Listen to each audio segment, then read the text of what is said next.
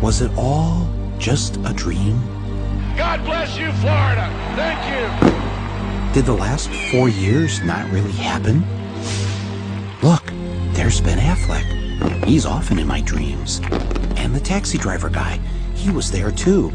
And little Stevie Wonder, he seemed so happy, like a miracle had taken place. Was it a dream?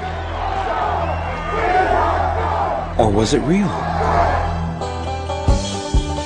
It was election night 2000, and everything seemed to be going as planned. In New York, Al Gore is our projected winner. The Garden State is green for Gore. We project that Mr. Gore is the winner in Delaware. This state has voted with the winner in Excuse me 1 second. I'm so sorry to interrupt you. Mike, you know I wouldn't do this if it weren't big. Florida goes for Al Gore. CNN announces that we call Florida in the Al Gore column. Then something called the Fox News Channel called the election in favor of the other guy. I interrupt you. Fox News now projects George W. Bush the winner in Florida, and thus it appears the winner of the presidency of the United States. All of a sudden, the other network said, hey, if Fox said it, it must be true. All of us at the networks made a mistake and projected Florida in the Al Gore column. It was our mistake. Now, what most people don't know is that the man who was in charge of the decision desk at Fox that night, the man who called it for Bush, was none other than Bush's first cousin, John Ellis. How does someone like Bush get away with something like this? Well, first, it helps if your brother is the governor of the state in question. You know something? We are going to win Florida. Mark my words. You can write it down. Second, make sure the chairman of your campaign is also the vote counting woman, and that her state has hired a company that's going to knock voters off the rolls who aren't likely to vote for you. You can usually tell them by the color of their skin. Then make sure your side fights like it's life or death. I think all this talk about legitimacy is way overblown. And hope that the other side will just sit by and wait for the phone to ring. And even if numerous independent investigations prove that Gore got the most votes, if there was a statewide recount under every scenario, Gore won the election. It won't matter, just as long as all your daddy's friends on the Supreme Court vote the right way. While I strongly disagree with the court's decision, I accept it. What we need now is acceptance. We have a new president-elect. It turns out none of this was a dream. It's what really happened.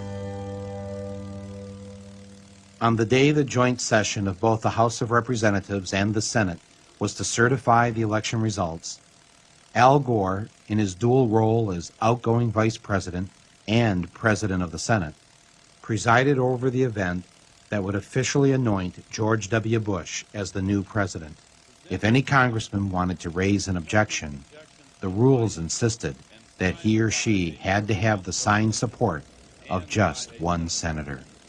Mr. President, and I take great pride in calling you that, I must object because of the overwhelming evidence of official misconduct, deliberate fraud, and an attempt to suppress voter turnout. The chair must remind members that under Section 18 of Title III, United States Code, no debate is allowed in the joint session. Thank you, Mr. President. To answer your question, Mr. President, the objection is in writing, signed by a number of members of the House of Representatives, but not by a member of the Senate. Mr. President, it is in writing and signed by several House colleagues on behalf and myself of the 27,000 voters of Duval County, in which 16,000 of them are African Americans that was disenfranchised in this last election. Is the objection signed by a member of the Senate? Not signed by a member of the Senate. The Senate is missing. Mr. President, it is in writing and signed by myself on behalf of many of the diverse constituents in our country, especially those in the 9th Congressional District, and all American voters who recognize that the Supreme Court, not the people of the United States, decided this election. Is the objection signed by a senator? Unfortunately, Mr. President, it is not signed by one single senator. Unfortunately, I have no authority over the United States Senate, and no senator has signed. Mr. President, it is in writing and signed by myself and several of my constituents from Florida. A senator is needed, but missing. Is the objection in writing and signed by a member of the House and a senator. The objection is in writing, and I don't care that it is not signed by a member of the Senate. The chair will advise that the rules do care, and the signature of the senator. Not a single senator came to the aid of the African Americans in Congress. One after another, they were told to sit down and shut up. And it's a sad day in America, Mr. President, when we can't find a senator to sign the gentleman, objections. Gentleman will suspend. Won't sign objections, Mr. President. The gentleman will suspend. Inauguration coverage, 2001, on a nasty, but it could be worse kind of day in Washington. What do we want? Justice! What do we want? Down! On the day George W. Bush was inaugurated, tens of thousands of Americans poured into the streets of D.C. in one last attempt to reclaim what had been taken from them. They pelted Bush's limo with eggs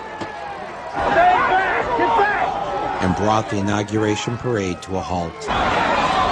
The plan to have Bush get out of the limo for the traditional walk to the White House was scrapped. Bush's limo hit the gas to prevent an even larger riot. No president had ever witnessed such a thing on his inauguration day.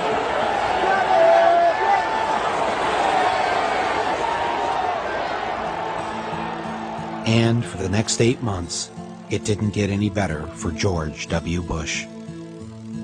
He couldn't get his judges appointed. He had trouble getting his legislation passed, and he lost Republican control of the Senate. His approval ratings in the polls began to sink. He was already beginning to look like a lame duck president. With everything going wrong, he did what any of us would do. He went on vacation.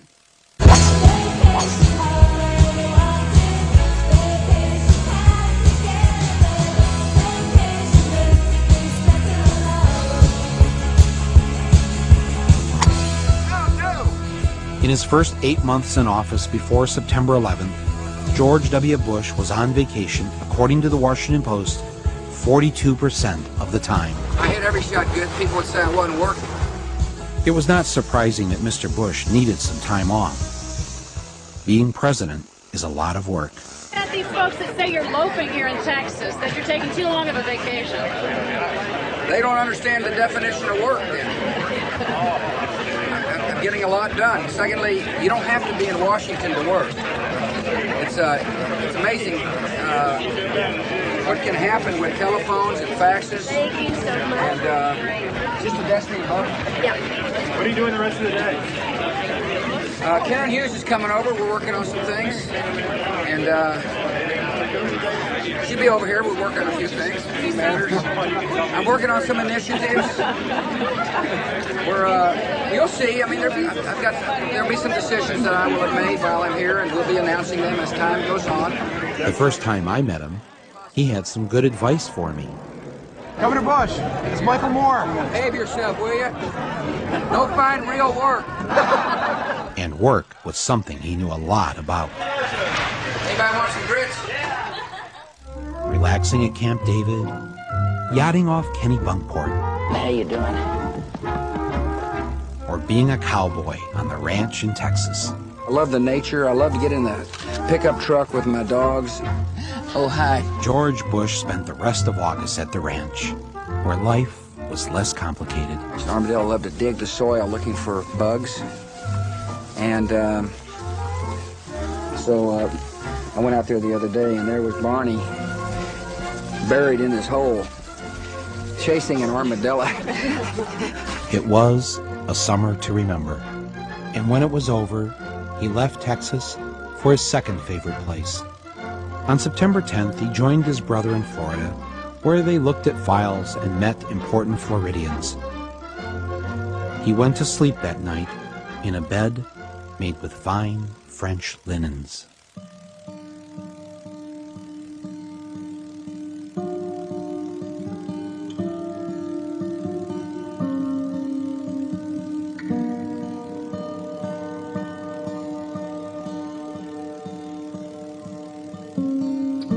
suppose he's pretty confident on those numbers on Iraqi security forces?